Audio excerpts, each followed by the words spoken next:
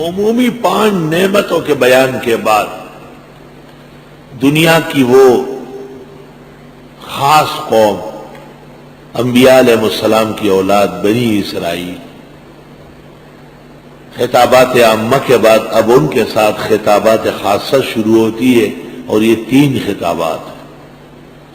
پہلا خطاب یا بنی اسرائیل کے ساتھ، اس میں نعم مجملہ کا بیان ہے، نعم نعمت کی جمع ہے، اور دوسری مرتبہ یا بنی اسرائیل میں نعم مفصلہ کا بیان ہے، تفصیل آ گئی ہے، اور تیسری مرتبہ یا بنی اسرائیل کے ساتھ جو خطاب ہے اس میں نعم مدللہ کا بیان ہے، تاریخ کعبہ، ابراہیم علیہ السلام کی دعائیں، ان کی امامت، حضرت صلی اللہ علیہ وسلم کی تشریف آوری، اس سلسلے میں حضرت ابراہیم کی دعائیں، پوری تواریخ اور دلائل ذکر فرمائے۔ خطاب اول مجمل ہے، خطاب ثانی مفصل ہے، خطاب ثالث مدلل ہے۔ پہلے خطاب یا بنی اسرائیل کے اندر نعم مجملہ ہے، دوسرے خطاب یا بنی اسرائیل میں نعم مفصلہ ہے، اور تیسرے خطاب یا بنی اسرائیل میں نعم مدللہ ہے۔ یا بنی اسرائیل، اے یعقوب پیغمبر کی اولاد، اسرائیل یعقوب کا نام ہے، کل طعام کان حلا لبنی اسرائیل الا ما حرم اسرائیل علی نفسہ۔ اسرائیل یعقوب نام ہے، اسرائیل لقب ہے، یا اسرائیل نام ہے، یعقوب لقب ہے، قولان مشہوران لأہل التفسیر والتاریخ۔ ابراہیم حضرت یعقوب علیہ السلام پوتے ہیں ابراہیم علیہ السلام کے، حضرت کے بیٹے اسحاق کا بیٹا یعقوب ہے، یعقوب کے 12 بیٹے ہیں، اس لیے اسرائیلیوں میں 12 فرقے بنے ہیں، اور چونکہ شیعہ مذہب یہود سے نکلا ہے، شیعوں کی معتبر کتاب رجال کشی جلد 2 صفحہ 264، اس لیے ان کے ہاں بھی اثنا عشری بڑا شیعہ ہوتا ہے۔ اثنا عشری، یہ اثنا عشرہ کیا ہے؟ یہود کے 12 قبیلے ہیں۔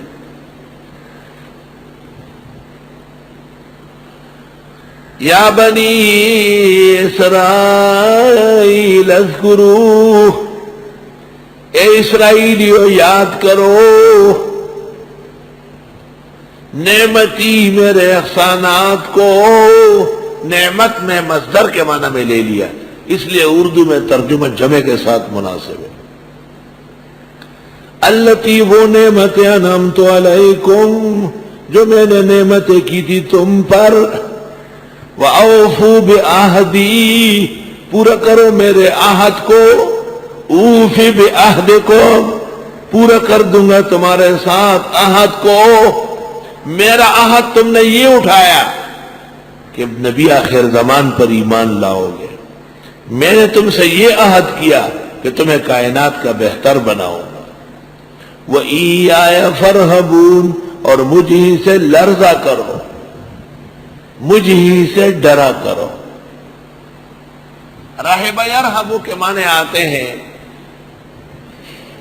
ایسا ڈرنا کہ جسم سے ظاہر ہونے لگے، کپ کپانا، لرزنا۔ اس سے پتہ چلا کہ قوم قبیلے کا بھی کبھی ذکر جائز ہے۔ اے پختونو، اے پنجابیو، اے ہندوستانیو۔ شیخ القرآن مولانا غلام اللہ خان صاحب میمن سوسائٹی کڈے میں تقریر کرتے تھے، قل یا ایھا الکافرون، اے کراچی کے بدعتیو،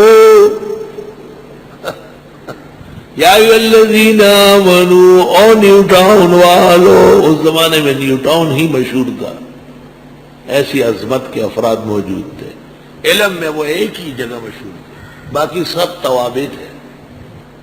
وَآمِنُوا، اور اسرائیلیوں ایمان لاؤ، بِمَا أَنزَلْتُ، اس وحی پر جو میں نے اتاری، مُصَدِّقًا لِمَا مَعَكُمْ، اور وہ وحی تصدیق کر رہی ہے تمہارے ساتھ کے شرائع کی۔ ذرا توجہ دیا کرو، اپنے اوپر نیند نہ سوار کرو نہ غفلت. مسجد میں بیٹھ کر قرآن میں داخل ہو کے بھی نہ سمجھے تو کئی خطرہ ہے کہ اسرائیلی نہ بنو. یہی تو بد نصیب تھے وہ کہ انبیاء کی اولاد تھی اور جتنے کو تھی وہ تھی انکل ہوتی. وَآمِنُوا ایمان لے آؤ بما اس کتاب پر، اس وحی پر انزلت جو میں نے اتاری. اللہ فرماتے ہیں اسرائیلیوں سے مصدقا لما معکم، یہ کتاب تصدیق کر رہی ہے ان شرائع کی جو تمہارے ساتھ ہے. ایک تفسیر یہ ہے مصدقا، دوسری تفسیر یہ ہے مصدقا. اس کتاب کی تصدیق تمہاری شریعتیں کر چکی ہے پہلے. تمہاری کتابوں میں یہ موجود ہے کہ نبی آخر زمان آئیں گے اور مقامات تک متعین ہو چکی ہے، زبان تک معلوم ہے. وَلَا تَكُونُوا اور مت بنو اول کافر بھی، پہلے پہلے کفر کرنے والے اس کے ساتھ. تم ابھی مخاطب ہو، دین آ رہا ہے، قرآن نازل ہو رہا ہے، تم انکار کرو گے تو اول کافر ہو گے. تمہارا زمانہ ہی اول ہے قرآن کے سامنے. یہ نہیں کہ اول کافر نہ ہو دوسرے درجے کا بن جاؤ، نہ نہ، نفی تام ہے. بالکل کلام فصیح کی فصاحت کا انکار نہ کیا جائے. وَلَا تَشْتَرُوا بِآيَاتِي ثَمَنًا قَلِيلًا، لینا نہیں میری آیتوں پر قیمت تھوڑی بھی. 5 روپے 10 روپے بھی کوئی لیتا ہے وہ طالبہ بیکار. 200 روپے 500 روپے ثمن قلیل منع ہے، کثیر منع نہیں ہے. اور مت لو میری آیتوں پر قیمت تھوڑی، متاع الدنیا قلیل. یہ پوری دنیا بھی قرآن کے ایک آیت کے سامنے قلیل ہے، کوئی معنی نہیں رکھتی. وَإِيَّايَ فَاتَّقُونَ، مجھے سے ڈرا کرو. یہ 3 خرابیاں تھیں ان میں. ایک خرابی کا ہم تفسیر میں نام رکھتے ہیں نقض عہد، عہد شکنی. دوسری کا ہم نام رکھتے ہیں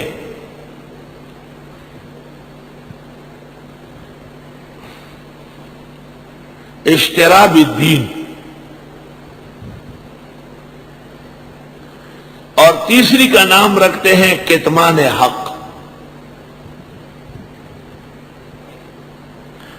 اشتراب الدین کو آپ کہیں ترک عمل. پہلی خرابی جو اسرائیلیوں میں تھی وہ نقض عہد کی تھی. دوسری خرابی جو ان میں آ گئی وہ ترک عمل کی، اور تیسری ان میں کتمان حق، حق چھپاتے تھے، صاف بات نہیں کرتے تھے. آج بھی ہمارے لوگوں میں یہ مرض ہے، اینڈ ٹائم پر کسی کو نہیں سمجھاتے کہ آپ اس طرح نہ کریں، بعد میں اس کا گوشت کھائیں گے. اور ٹائم پہ کہو، شاگرد کو بھی کہو، دوست کو بھی کہو کہ ہاں آپ کی شان کے لائق نہیں، یہ مناسب بات نہیں. یہ اسرائیلیات اب بھی لوگوں میں پائی جاتی ہیں.